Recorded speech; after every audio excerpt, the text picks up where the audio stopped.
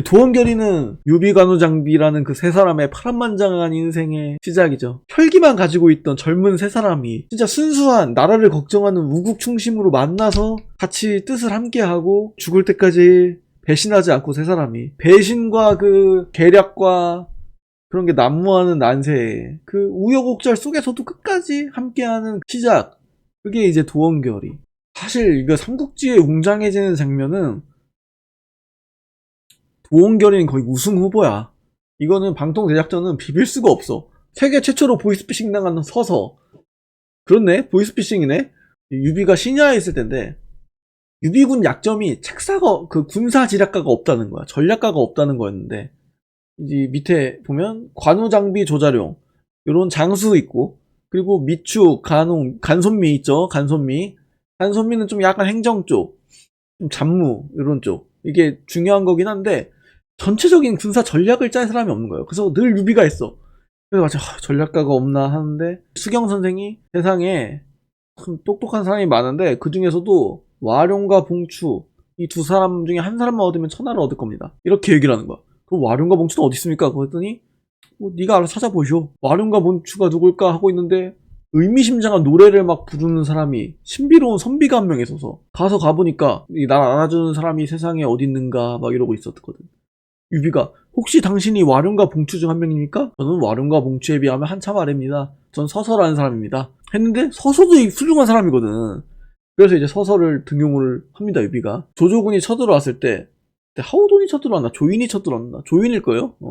조인이 와서 팔문금세진인가 쫙 펼치는데, 팔문금세진을 펼치는데 그거를 서서가 단번에 저 문으로 들어가서 저 문으로 뚫고 나오면은 그냥 깨지는 지법입니다. 해서 그대로 하니까 진짜 깨져버린 거야 그냥. 그래서 유비가 그다음부터 서서를 극진히 대접하죠. 조조도 그 얘기를 들은 거야. 유비가 팔문금세진을 깼다는 얘기를. 그게 쉽게 깨지는 진이 아닌데 어떻게 깼대?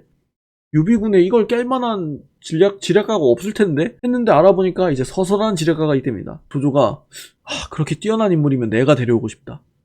뭐 방법이 없겠니? 그러니까 정욱이, 서서는 대단한 효자인데 마침 우리 진영에 서서의 어머니가 살고 있습니다. 그러면 우리가 서서 어머니한테 시켜서 이쪽으로 오라고 서신을 쓰게 하자.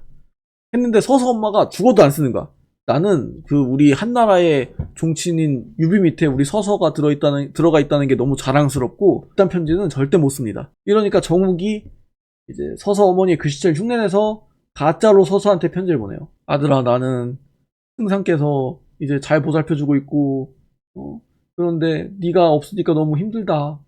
제발 좀 와다오. 지금은 잘 대해주는데 너가 안 오면은 날 잘 대해주겠니? 덕분이잖아 유비와 조조는. 너가 효자면은 좀 와주는 게 좋지 않겠니? 서서가 눈물을 흘리면서 황숙, 저는 가야겠습니다. 유비도 이게 붙잡을 수가 없는 거야. 어머니 때문에 간다니까. 꼭 가야겠어. 어쩔 수 없습니다. 배웅을 하는데 서서도 가다가 멈춰서 돌아보고 가다가 멈춰서 돌아보고 이제 유비가 나중에 저 나무 때문에 우리 서서가 가는 게, 원직이 가는 게 보이질 않는구나. 원직이 가는 걸 더 오래 보고 싶다. 저 나무를 베어버려라. 그래서 나무까지 베어버리고. 아련해 진짜. 로맨스야 거의. 그래서 서서가 정작 갔더니 어머니가 아들이 자기 때문에 왔다는 얘기를 듣고 자결해버려. 저 멍청한 놈, 이 어미를 그렇게 모른다더냐. 이 어미는 치욕스러워서 살 수가 없구나. 네가 역적 조조의 밑에 있는 거를 보고는 살 수가 없구나. 결국 서서는 뭐 자기 어머니도 지키지 못하고 좀 비극적이죠. 주군도 바꾸게 되고. 읍참마속은 저거죠. 지키라고만 하였건을 제갈량의 1차 북벌 때 사건인데, 제갈량의 1차 북벌이 가장 성공 확률이 높은 북벌이었어요. 왜냐면 지금까지 선택하지 않았던 루트를 선택한 거였거든. 한중에서 장안으로 치거나 한중에서 그 관중으로 튀어나오는 거는 예상할 수 있는 일이었어. 근데 서량 쪽으로 해서 나오는 그 루트는 생각을 거의 안 하고 있었는데, 왜냐면 그쪽까지는 영향력이 그렇게 엄청 세진 않았고, 그러니까 제갈량도 그쪽으로 튀어나온 거겠죠. 이 루트가 가장 먼 루트지만 가장 안전하고 가장 적이 예상하지 못한 루트였던 거야. 이 서량 쪽으로 해서 나와서 양주 옹주 쪽이죠. 양주 옹주 쪽으로 나와서 이쪽에 강족이랑 연합해서 이쪽 영향력을 확실히 다지는 사이에 장압의 지원군이 오는 거는 가정에서 마속이 막고 있고, 그 전략이었던 건데, 마속이 길목을 지키지 않고 산에 올라가서 포위당하는 바람에 식수가 부족해지고 움직이지도 못하고, 그렇게 되면서 결국은 지고 도망치게 됩니다. 그래서 제갈량이 결국 마속을 눈물을 흘리면서 목을 베버리죠. 그 전에 기록 보면 뭐 마속이랑 같이 잠도 잤다 막 함께 자고 함께 먹고 뭐 술에도 함께 타고 항상 옆에 있고, 그 말은 이 1차 북벌의 계획도 분명히 마속이랑 같이 짰을 거고, 이 마속이라는 인물이 이 전투의 전체적인 맥락, 전략적 전술적 목표를 가장 잘 이해하고 있다고 생각했기 때문에 마속을 가정으로 보냈을 거예요. 그런데 그런 짓을 하니까 이거는 용납할 수가 없는 거지. 그 전술 전략적 목표를 가장 잘 알고 있는 놈이 그딴 짓을 해? 약간 제갈량 입장에서 생각하면은 마속을 자기 후계자로 분명히 키우려고 했을 거야. 그러기 위해서 마속이라는 사람의 단점을 알고 있음에도 불구하고 가정적으로 보냈을 거야. 왜냐면 마속이라는 인물을 후계자로 세우려면 공을 세우게 해야 되는데, 공을 세우는 방법 중에 가장 좋은 게 전쟁터거든. 가장 중요한 가정 방면을 지키는데 총괄로 보냈을 거예요. 전략 전술적 목표 가장 잘 알고 공을 세우게 해야 된다. 그래서 보냈는데 이런 헛발질을 해버렸으니 이거 어떻게 용서해? 본인이 죽을 순 없잖아. 그래서 이제 마속의 목을 베니다. 이게 읍참마속, 눈물을 머금고 자신의 수족인 인물을 벤다. 그럴 때 아직도 고사성으로 많이 쓰이죠. 이제 강유가 이 마속의 지위를 물려받아서 강유가 이제 약간 후계자 느낌으로 가죠. 그리고 오간 육참장은 이것도 유명한데, 그러니까 조조가 이제 곧 원소랑 싸울 것 같으니까 원소랑 싸우기 전에 이쪽을 정리하려고 서주를 공격해서 박살을 내버려. 그 와중에 이제 관우는 결국 항복을 하죠. 조조한테 잠시 항복. 형님이 있는 곳을 알면 돌아가겠다. 나중에 원소랑 막 싸울 때 관우가 알량과 문추의 목을 베고 했는데 알고 보니까 형님이 원소한테 있다는 거야. 그래서 그때 했던 약속, 은혜는 알량과 문추를 베어서 갚았고 나는 이제 형님이 있는 곳을 알았으니 약속대로 돌아가겠다. 근데 조조가 안 만나줘요. 왜냐면 만나면 인사하고 돌아갈까봐. 인사 안 하면은 안 돌아가겠지? 그런 생각을 하고 안 만나줍니다. 관우가 더 이상 지체할 수 없다. 조조가 줬던 뭐 금은보화들 이런 거를 다 두고 유비 가족들이랑 같이 적토마만 챙겨서, 유일하게 받은 선물 적토마. 왜냐, 형님이 있는 곳을 알았을 때 더 빠르게 달려갈 수 있을 것 같아서. 난 선물 줬는데 줬단 얘기를 해? 다른 데 가서 얘기를 하든가. 적토마만 가지고 이제 유비의 가족들과 함께 나가는데 통행증이 있어야 되는 거야. 이 관문을 지나려면 통행증이 있어야 돼. 근데 통행증을 조조를 못 받았으니까 못 받았을 거 아니야. 그러니까 가는 곳마다 장수들이 막아요. 근데 관우는 당당하게 그 장수들 다, 그 자기 임무에 충실하는 자들을 다 목을 베니다. 그래서 5관문을 지나면서 장수 6명을 죽여버려. 그리고 다 죽은 다음에야 와서 조조 승상이 보냈습니다. 통행증이 필요할 겁니다 하고 통행증을 주죠. 진작 주든가. 죽은 사람들은 뭔지야? 관우의 대단함과 그 관우의 충성심, 이런 거를 보여주려는 장치인데, 약간 대중성으로 보면 역시 오간육참이 대중성 있고, 이 당시에는 볼 때 야 하면서 보니까 약간 소설적인 면모도 보이고. 관우의 사망, 이건 이제 관공 어찌 목만 오셨소, 요거 때문에 이미지를 이걸 넣은 건데, 이제 조조랑 맹렬히 싸우고 있었는데 그 후방은 미방과 부사인한테 맡겨놓고 싸우고 있었는데, 결국은 선권 쪽에 염원과 육손이 계책을 세워서 후방을 칩니다. 관우가 어쩔 수 없이 후퇴를 하는데 이미 배후가 끊긴 거야. 염원군한테. 관우가 돌아가지 못하고 성에 고립이 되고 염원군이 포위를 하고, 근처에 있던 그 이쪽에 지원군 쌍용에 있는 유봉과 맹단한테 지원을 요청했는데, 유봉은 이제 유비의 양자죠. 요청을 했는데 걔네들도 지원을 지금 못 보낸다 하니까 그럼 내가 뚫고 가야겠다 하고 뚫고 가다가 결국 반장이라는 장수한테 잡힙니다. 양아들인 관평과 함께 뚫고 가다가 잡혀서 참수를 당하죠.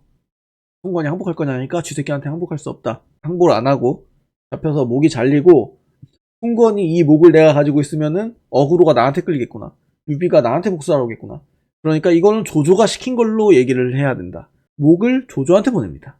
이 목이 든 함을 열었더니 관우가 눈을 번쩍 떴다고. 그래서 조조가 기겁을 하면서 쏟아지고 관공의 몸을 나무로 만들어서 잘 장례 치러드려라. 관우 못 만들 나무를 만들려고 나무를 뱄는데 나무에서 피가 나왔다. 그런 얘기도 있고, 얼마 안 있어서 막 여몽은 그 잔치 자리에서 대승 거뒀다고, 형주 우리가 얻었다 하고 잔치하는데 여몽이 갑자기 흥건한테 쌍욕을 퍼붓더니, 이 쥐새끼 같은 놈하고 쌍욕을 퍼붓더니 관우 목소리로 7구멍에서 피를 토하면서 죽었다. 관우의 저주. 그리고 조조도 얼마 안 가서 막 시름시름 앓다가 죽고 관우의 저주에 걸렸다. 이런 얘기도 있고. 그 유관장 삼형제는 죽음이 다 웅장해. 관우의 사망으로 가겠습니다. 말 그대로 영웅을 논하는 자리, 이게 논영회인데, 유비가 망하고 조조한테 가요. 야, 난 농사 지면서 살게 하고 농사 지면서 사는데, 그거를 이제 조조가 저 애가 농사만 짓고 살 애가 아닌데? 라고 생각을 합니다. 그래서 슬쩍 떠보려고 불러서 관우장비 없이 유비가 가서 이제 밥 먹고 하는데, 이때 벼슬이 좌장군이지. 좌장군은 천하의 영웅이 누구라고 생각합니까? 이러니까 유비가 글쎄요, 영웅이요. 영웅 많죠 뭐. 저 북쪽에 나랑 친한 손찬이 형이라고 있는데, 공손찬이 지금은 좀 원수한테 많이 밀렸지만 그래도 영웅이라 할 만하지 않을까요? 그러면 그럼 공손찬 나쁜 애가 무슨 영웅입니까? 그게 뭐, 지 저 땅 한 줌도 제대로 못 지키는 놈인데, 그런 놈은 영웅도 아니에요 하니까, 그래요? 그러면은 저 남쪽에 원술이 저 사람도 많고 원시 명문가에다가 아주 괜찮죠? 그러니까 야, 그런 조무래기가 영웅이라고요? 걔는 지 뱃속만 챙길 줄 알지. 저 아마 지 땅도 곧 잃을걸요? 쟤는 곧 망할 거예요. 황제 칭할 줄이나 알지 뭔 영웅이야? 그래요? 그러면 원소가 영웅 아닐까요? 원소는 인재도 많고 땅도 비옥하고 병력도 많고 저 곧 공손찬도 망한다고 하고, 원소는 우유부단하고 저 밑에 부하들은 많은데 부하 관리도 제대로 못해서 영웅이라고 할 수가 없습니다. 그럼 누가 영웅이 있지? 그럼 뭐 저 마등, 서량의 마등이나 저 손책이나 그런 애들은 어떨까요? 유장 이런 애들? 그런 애송이들 말고 영웅 없어요? 그러니까 유비가 전 모르겠는데요. 다 걔네들 다 영웅이 아니면 누가 영웅이야? 조조가 얘기하죠. 천하의 영웅은 당신 유비, 나 조조 단 둘뿐입니다. 그러니까 유비가 깜짝 놀라서 수저를 떨어뜨리죠. 마침 그때 번개가 쳐. 그러니까 번개 때문에 떨어뜨린 척 하면서 얼른 그 책상 밑으로 유비가 숨습니다. 조조가 아니 왜 그러십니까 하니까, 아유 제 옛날부터 벼락 치는 걸 너무 무서워했어요. 아유 벼락 너무 무서워. 그걸 보고 조조가 이런 벼락이나 무서워하는 자가 영웅일 리가 없겠구나, 이렇게 생각하고 약간 방심한다는 그런 내용. 그게 논영애. 유비가 이때 그 잠깐 사이에 머리를 굴린 거 아니야. 여기서 잘못하면은 내가 죽겠다. 조조가 나를 진짜 말한 것처럼 영웅으로 본다면은 나를 살려줄 리가 없지 않냐 생각해서 날 최대한 가볍게 보게 만들어야겠다 해서 숨는 거냐. 이게 논영애고, 출사표. 이건 진짜 잘못 걸렸다. 출사표는 그냥 웅장함의 끝이잖아. 삼국지 소설에 보면은 제갈량이라는 인물이 딱 등장한 다음부터 죽을 때까지 삼국지 연의가 제갈량이라는 인물이 어느 순간 바뀌어요. 어느 순간 바뀌냐면 이 출사표를 기점으로 바뀌어. 출사표 전에는 제갈량이라는 사람은 진짜 판타지적인 인물이야. 진짜 마법사, 모든 걸 다 꿰뚫는 도사.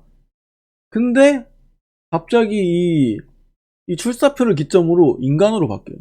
내 사람의 힘으로 바꿀 수 없는 그런 큰 벽을 마주한 하나의 인간으로 바뀌어요. 이게 아마 이런 제갈량의 모습이 저 창천왕로에서 되게 잘 표현될 거야. 제갈량이 되게 신비로운 인물로 나왔다가 뭐 어느 순간부터 인간이 될 거야. 아마 창천왕로에서. 내가 창천왕로 너무 오래전에 봐서 기억이 안 나는데, 동남풍을 불게 하고 마법으로 출사표를 기점으로 진짜 인간적으로 바뀌어. 연희에서도 계속 도전하는 그 정사 속에 제갈량이 나와. 그런 얘기 있잖아요. 중국에서 뭐 4대 명문인가? 뭐 충신은 출사표를 보고 울지 않을 수 없다. 출사표 내용이 뭐냐면은, 이게 내가 전 출사표랑 후 출사표 지금 헷갈리는데, 어쨌든 둘 다 그냥 합쳐서 얘기할게요. 합쳐서 얘기하면 우리 총나라 땅은 저 작단 말이야. 주가 후한 13주인가 있는데 그 중에 하나야. 그냥 주 하나. 시간이 지나면은 망해. 어떻게 할 수가 없어. 그러니까 나가야 된다. 결국은 죽든 살든 싸워야 된다. 이 내용이에요. 근데 왜 감동적이냐.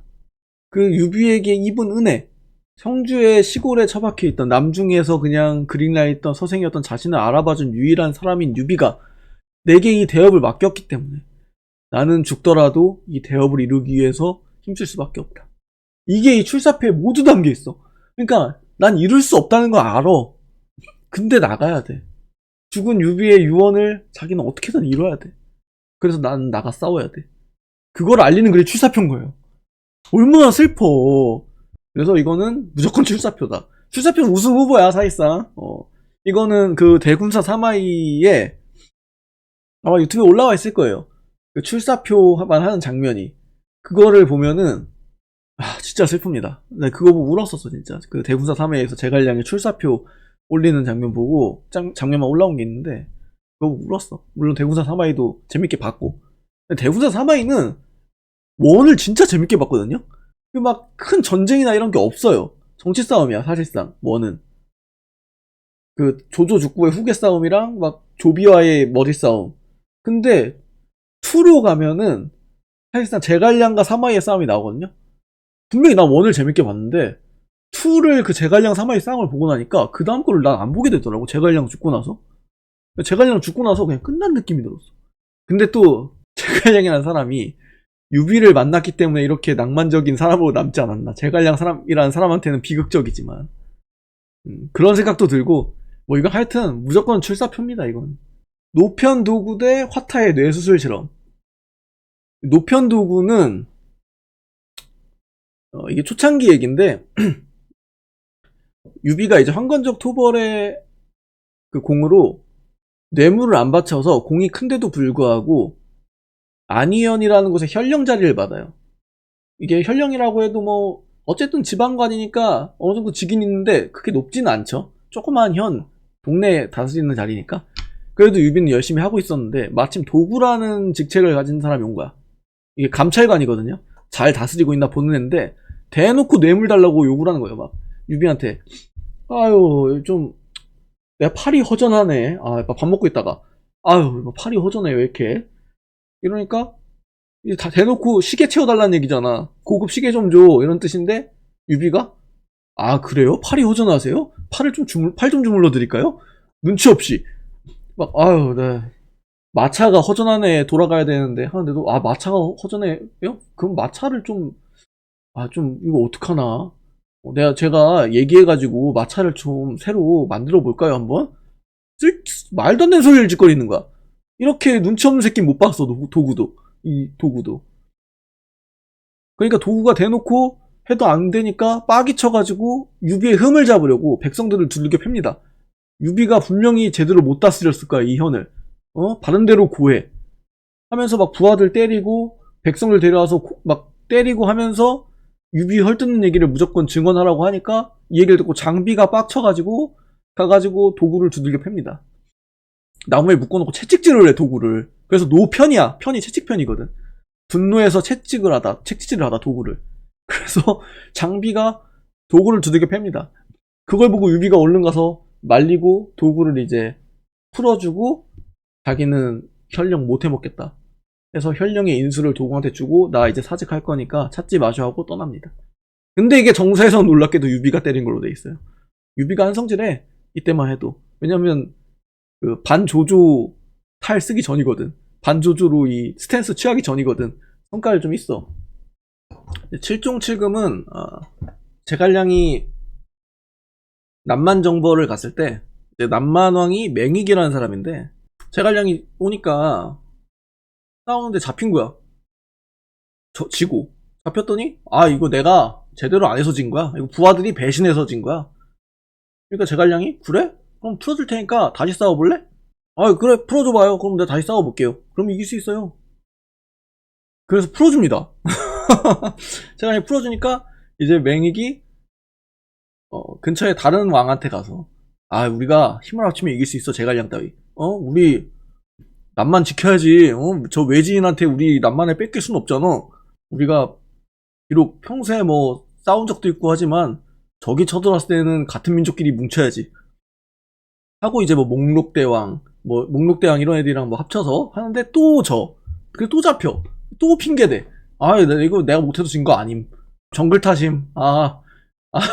정글 모함. 그래서 또 풀어줘요 제갈량이. 이렇게 해서 7번을 풀어주고 7번을 잡은 뭐 이때 올돌골 나오고 목록대왕 나오고 뭐 그러면서 맹수병 목록대왕의 맹수들 막 풀어서 싸우는 저 올돌골의 등갑병 그 나무에 기름을 먹여가지고 만든 갑옷인데 그게 칼창이 안 통해. 그러니까 불을 질러서 하고 화공으로 이제 나무에 기름 먹는 거니까 화공으로 이제 이기고 이런 식으로 제갈량이 맹익을 거의 가지고 놀면서 7번 잡아서 7번 놔주는 게 7종7금입니다. 마지막에는 그리고 맹익이 진심으로 탐복해서 항복을 하는 걸로 나와요. 제갈량이 꼽주죠 여기서. 아 뭐 한 번 더 풀어줄까? 또 풀면 다음엔 너 이번엔 좀 아슬아슬했어. 다음엔 이길 수 있을 것 같은데? 그러니까 맹익도 눈치가 있어서 나도 알아 이제 그만해. 항복할게요. 제갈량 때는 남만이 큰 문제를 안 일으켜. 그러니까 뭐 제갈량이 능력이 확실히 있긴 해. 후방도 평정해놓고 북벌 계속 하는데 총나라 사람들이랑 뭐 이런 사람들이 막 강유 때처럼 반감을 가지는 것도 아니고. 그래서 이게 칠중칠금은 좀 보면서 처음에 뭐 동생들 나오고 막 저 맹익 마누라 누구야 저 추경부인 나오고 추경부인 나왔다가 막 목록대왕 나오고 올돌골 나오고 막 그 독샘 나오고 맹수병 등갑병 나오는 게 좀 재밌어. 다음엔 뭐가 나올까? 전 칠중칠금 하겠습니다. 칠중칠금. 그리고 제갈량의 무관중 버스킹은 이거 아까 읍참마속에서 이어지는 건데 이제 가정이 뚫렸잖아요. 그러니까 제갈량이 읍참마속을 하고 사태를 일단 해결해야 되잖아. 이제 도망가면은 쟤네들이 쫓아와서 우리 다 죽여버릴 거 아니야. 그래서 제갈량이 그럼 내가 혼자 남을게. 너희는 일단 다 퇴각해. 시간을 내가 벌게. 사마이 군대가 쭉 오니까 제갈량이 성 위에 앉아서 그 동자들이 문 앞을 쓰고 있고 성문은 열려 있고 성 누각 위에서 제갈량이 혼자 그 금을 뜯고 있는 거야. 연주를. 사마이가 보고 야 저거는 성 안에 분명히 함정이 있다. 제갈량이 저렇게 하는 건 함정이 없으면 저렇게 할 리가 없어. 병사를 돌려요. 그냥 돌려버려. 그래서 제갈량이 휴 하고 돌아갑니다. 실제로 말이 안 되는데 대군사 사마이에서 좀 설득력 있게 잘 표현했어. 이게 막 그 대군사 사마이에서 스포가 되긴 하는데 스포가 되니까 대군사 사마이 볼 사람은 끄고 소리. 얘기하자면 이게 이 장면이 되게 좀 인상적이었는데 사마이가 와서 함정이 없는 거를 분명히 알고 있음에도 군사를 돌려요. 왜냐면은 좀 요약하면은 제갈량이 없어지면은 사마이의 존재 가치가 과연 이 나라에 있겠는가. 그거를 좀 사마이가 깨닫는 듯이 그래서 공격을 안 하는 걸로 그냥 병사를 물리는 걸로 이런 장면도 연출을 했는데 되게 괜찮았어요. 저 인상적이었어. 공성계를 그렇게 연출할 거라고는 생각도 못했어. 이 관우대 알량 문추는 이게 약간 그 관도대전 초반 전투인데 알량과 문춘 원소가 가장 신뢰하고 가장 좋아하는 상장들 약간 돌격장 느낌? 알량은 모르겠어요. 알량은 약간 병사 대군을 지휘하는 그런 능력도 있었던 것 같은데 뭐 기록이 별로 없으니까 하여튼 원소가 가장 아끼는 장수 둘인데 계속 이제 문추한테 계속 막 장류도 지고 우금도 지고 막 조조 밑에 부하들이 지니까 조조 그 정욱이랑 그런 애들이 관우 보내요. 관우만 이길 수 있어요. 근데 조조는 절대 안 보냈어. 막 저 은혜 갚게 하면 안 된다며 니들이 관우 보내면 안 돼. 그런데 결국은 어떻게 다 지게 생겼는데 그래서 관우를 보내서 알량이 죽어요. 문추가 먼저 죽어요. 그러니까 문추가 죽으니까 원소 진영이 난리가 난 거야. 문추가 죽었다고? 누구한테? 누군지 못 봤는데 얼굴이 뻘겋고 수염이 긴 장수였어요. 이때 유비는 또 원소 밑에 있었거든. 잠깐만, 얼굴이 뻘겋고 수염이 길고 청룡왕을 또 쓰는 장수? 그거는 중국 인구 중에 한 명밖에 없잖아. 단 한 명이잖아 그거는. 유비 그거 관우 아니야? 유비가 관우 아니에요. 관우가 왜 조조한테 있어. 그러니까 원소가 그런가? 그러면 다음 알량 보내봐 하고 유비가 알량한테 따라가. 관우가 맞는지 확인하러. 그래서 알량이 갔는데 마침 또 관우가 말을 달려서, 이건 정서에도 기록돼 있어요. 말을 달려서 알량을 단번에 죽이고 호로리 떠납니다. 유비가 보고 저 진짜 관우네. 어쩌지? 이러고 돌아와요. 돌아와서 알량까지 죽었으니까 원소는 난리가 난 거야. 문추 알량이 다 죽었어. 유비 어떻게 된 거야? 그러니까 유비가 관우는 지금 내가 원소 밑에 당신 밑에 있는 걸 몰라서 저렇게 조조 밑에 있는 거예요. 내가 당신 밑에 있는 걸 알면 관우가 올걸요? 그럼 생각해봐요. 알량 문추를 이긴 관우가 오면 알량 문추가 죽었어도 훨씬 이득이잖아요. 그 말 들어보니까 원소가 맞는 것 같은 거야. 그러면 빨리 불러와. 이렇게 해서 이제 관우를 불러가고 그런 내용인데, 이 관우 대 알량 문추는 특히 그 알량 요거는 정사에 몇 없는 일기토예요. 일기토가 몇 개 없는데 그 중에 이제 대군 사이를 뚫고 가서 그 알량이 지휘관이면은 가운데 있었을 거 아니에요. 난전 중에 푸르륵 들어가서 대장목을 댕강 베고 돌아왔는데 이거는 진짜 대단한 거지 관우가. 근데 하필 만난 게 한중 올스타전이야. 이 한중 올스타전은 이길 수가 없지. 이 한중 올스타전은 진짜 그냥 클레이맥스. 이때가 언제냐면 유비가 이제 형주 먹고 그다음 익주로 들어가서 익주까지 먹고 조조는 이제 장로 토벌하고 하면서 위쪽 세력 다 먹고. 유비라는 사람의 인생을 보면 반 조조 그걸로 컸지만 사실상 조조보다 나은 게 없었잖아요. 도망다니고 땅 한 줌 없고 불쌍해. 보다 보면 초반에 막 큰 뜻을 품고 거병했다가 그 공손참 밑에 있다가 원소 밑에 있다가 뭐 서주 갔다가 뭐 갑자기 여포가 들어와서 여포 받아줬더니 여포가 뺏고 또 도망가고 그러다가 진짜 땅을 제대로 가진 게 이때인데 형주에다가 익주까지. 근데 계속 자긴 조조 라이벌이래. 마치 그 고스트 아동왕에서 히카루가 아키라한테 계속 라이벌이라고 하는 것처럼 아키라가 훨씬 세잖아. 그랬던 유비가 드디어 제대로 된 세력을 가지고 처음으로 조조랑 그 정면전을 펼치는 거예요. 전면전을. 얼마나 웅장해.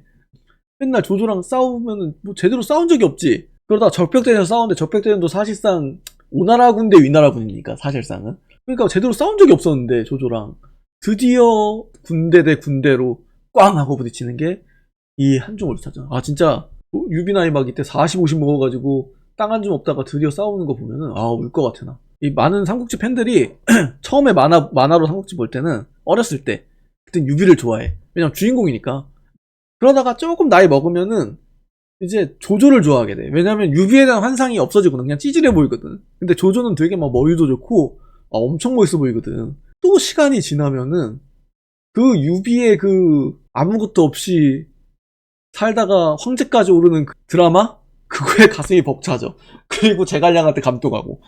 약간 그렇게 되는 것 같아요.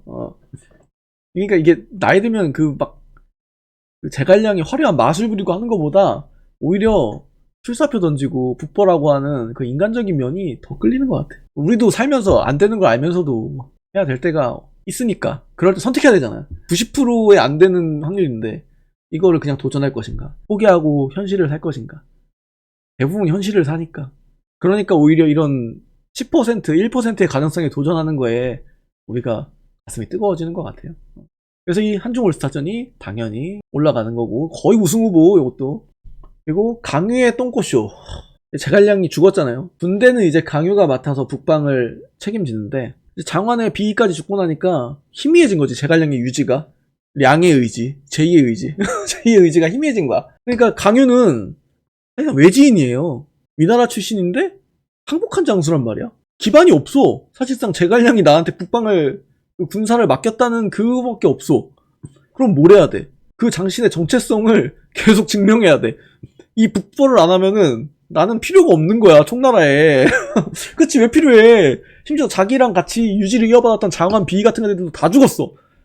그럼 더더욱 나의 필요성을 인정하는 애가 적어졌다는 뜻이잖아. 제2의 의지 중에 내가 이은 거는 북벌. 그게 나의 정체성. 그러니까 계속 북벌을 하는 거야. 어쩔 수 없어, 이거. 근데 그거를 감안해도 그렇다고 해서 강유가 평가절하돼야 되느냐? 그건 아니지. 아무리 내가 정치적 입지가 뭐 흔들릴까봐 이게 나의 정체성이야 라고 생각한다고 그거를 이렇게 목숨 걸고 하는 사람들이 많을까? 나 같으면 어느 정도 선에서 타협할 것 같아. 뭐 은퇴하게 되면 어쩔 수 없지. 편하게 살다 가자. 이러거나 다시 위나라에 항복할까? 이런 생각도 할 것 같아. 근데도 불구하고 강유는 심지어 나라가 망한 다음에도 일으키려고 했어. 그거는 뭐 인정해줘야죠.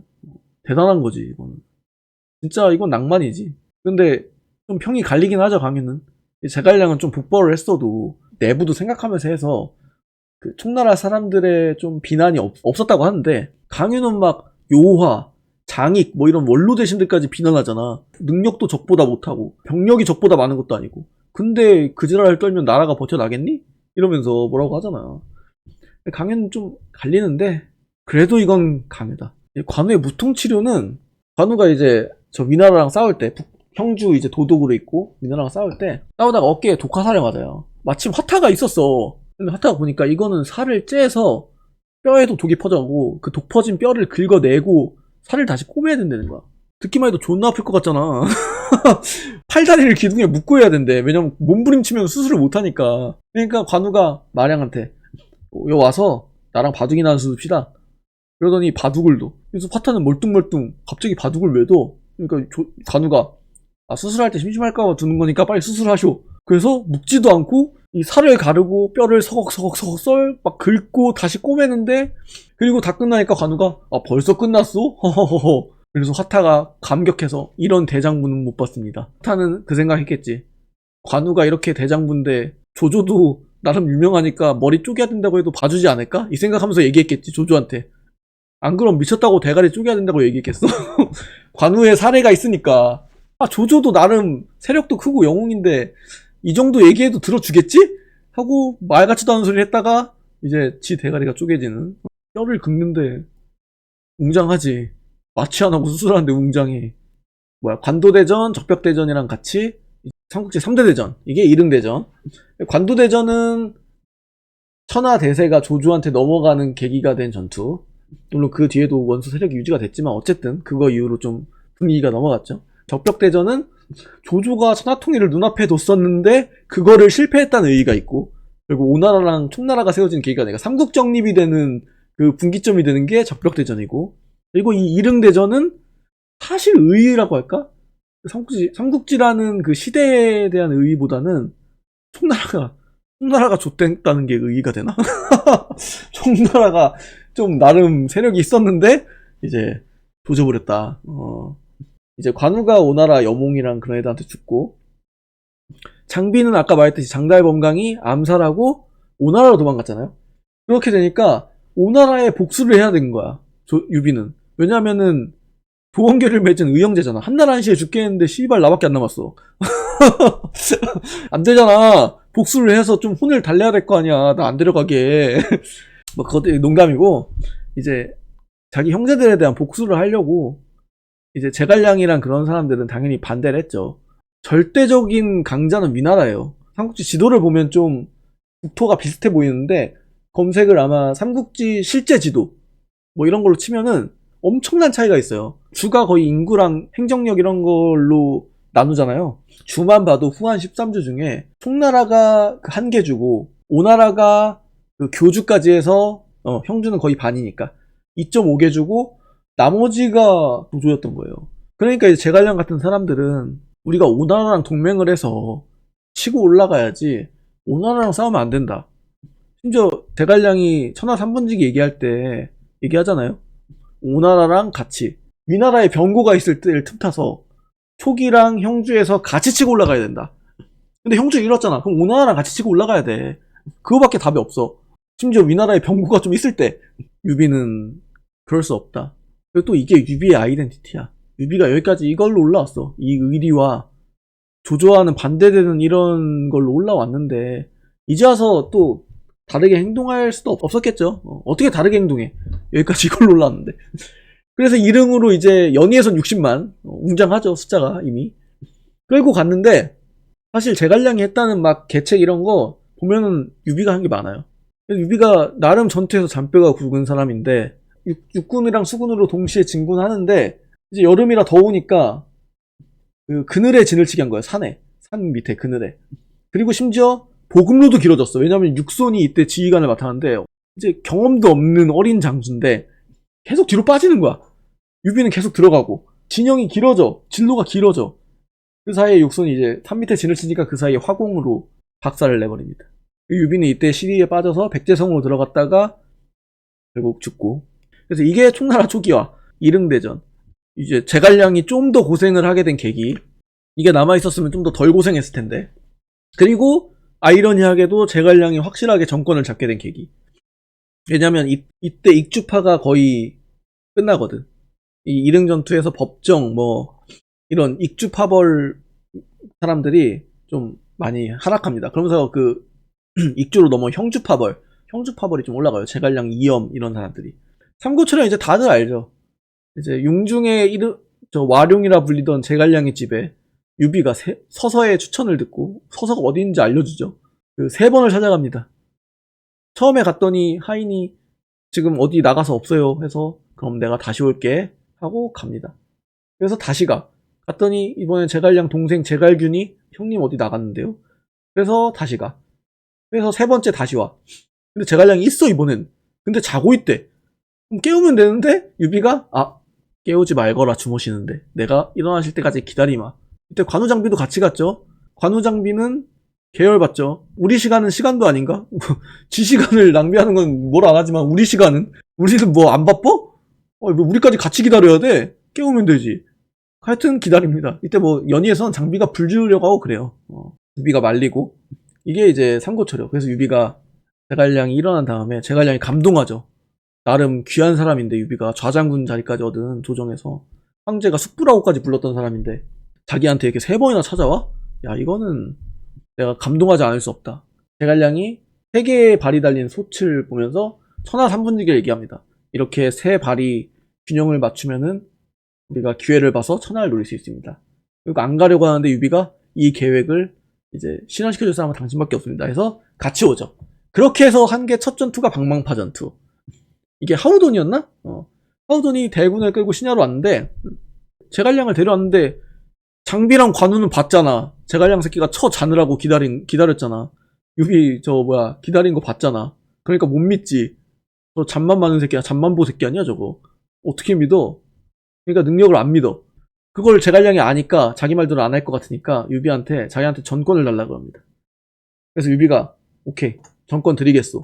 제갈량이 조자룡은 뭐 가서 싸우다가 유인해오고 장비는 오른쪽에 관우는 왼쪽에 매복해 있다가 불질러 해가지고 그 말대로 이제 불지르고 승리. 이게 방망파 전투입니다. 그래서 첫 데뷔전이죠 제갈량의. 정사에서는 유비가 한 거고 연희에서는 제갈량의 데뷔전이고. 제갈량이란 존재가 왜 유비한테 중요하냐. 이게 소설에는 그렇게 나오잖아요. 군사 전략가가 없기 때문에. 제갈량이 오기 전에 유비의 행보를 보면은 살려고 돌아다녀. 어쩔 수 없이 돌아다녀. 정처 없이 그냥. 그러니까 목적이 뭔지 모르는 것 같아. 자기가 뭘 해야 될지. 내가 그냥 천하를 구해야 돼 조조에게서. 이것밖에 없어. 어떻게 해야 될지 몰라. 근데 그냥 이렇게 살다 보면 언젠가 기회가 오지 않을까? 이 생각만 하는 거야. 그러니까 이게 행보가 정처 없이 다니는데 제갈량을 얻고 나서부터는 정확한 목적, 그러니까 이 목표를 이루기 위해서 무엇을 해야 되는지를 알고 움직여요. 비전을 제시하는 거죠. 이걸 하기 위해서는 우리가 형주랑 익주를 먹어야 돼. 이게 생각보다 비전 없이 움직이는 거랑 비전을 제시한 다음에 움직이는 거랑 다를 수밖에 없어요. 제갈량의 역할은 진짜 그게 컸던 것 같아요. 비전을 제시하는 거. 우리가 익주랑 형주를 먹고 세 개가 대립해서 그 구도를 만드는 것. 우리가 이게 첫 번째 목표다. 그래야지 우리가 할 수 있다. 그래서 삼고초려. 그리고 위원의 반역. 위원은 연희에서 처음 등장할 때부터 제갈량이 얘기해. 저건 반역의 상이라고. 나 같아도 열받을 것 같아. 씨발 기껏 항복했더니 반역의 상이래. 계속 아직 반역하지도 않았는데 반역해버릴까 보다. 위원은 보면은 제갈량이 죽고 이제 장환비. 근데 위원이 좀 사이가 안 좋았어요. 위원은 제갈량이 죽었어도 우리가 계속 싸우자. 기회가 지금밖에 없다. 지금 돌아가면은 다시는 북벌이 힘들다. 근데 장환이랑 비는 돌아가야 된다. 그러니까 위원이 몰라 안 돌아갈 거야. 이러니까 그냥 진짜 장환 비가 둘이 돌아가 버렸어. 위원 빡치잖아. 그래서 위원이 돌아가서 잔도를 끊어버립니다. 돌아가려면 잔도를 지나가야 되는데 장환 비가 돌아갈 수 없게 끊어버려요 다리를. 조정에 표문을 올려요. 지금 장환이랑 비가 배신했다. 근데 이때 마침 장환 비도 표문을 올렸어. 위원이 배신했다. 그러니까 조정에 표문이 2개가 올라온 거야. 서로 배신했다고. 근데 조정에서는 이거는 정황상 위원이 배신한 게 맞다 해서 처벌을 합니다. 근데 이건 웅장한 거는 솔직히 난 이거 위원의 반역이 좀 웅장해. 너무 소설에서는 복선을 많이 깔거든. 반역의 상이다. 그리고 좌우공로 계책을 내는데 무시당해. 그런 거 보면은 얘 좀 빡치겠는데? 이런 걸 느껴. 그리고 결국 언젠가 터질 게 터졌어. 제갈량이 있을 때 안 한 게 다행이야. 진짜. 그래서 언젠가 터질 게 터진 그 위원의 반역. 장비의 길막 대 동남풍. 장비의 길막은 아까 얘기했던 장판파. 대군이 막 오는데 장비가 잡히게 생겼으니까 형님을 구하려고 저 장판파가 진짜 조그만 개울가에 있는 나무다리예요. 거기에 혼자 버티고 섭니다. 그리고 병사 몇 명 말꼬리에 지푸라기 달게 해서 막 돌아다니게 해요. 그럼 흙먼지가 막 날 거 아니야. 그러니까 조조가 보고 저 매복이 있나? 이렇게 생각하게. 그리고 장비는 다리를 지키고 서서 다 덤벼보라고. 결국 조조가 저건 매복이 있다 확신을 하고 돌아갑니다. 이건 진짜 대단하지. 혼자서 100만 대군을 돌려보낸 거야. 얼마나 대단해. 그리고 이제 다리를 무너뜨리고 장비는 돌아옵니다.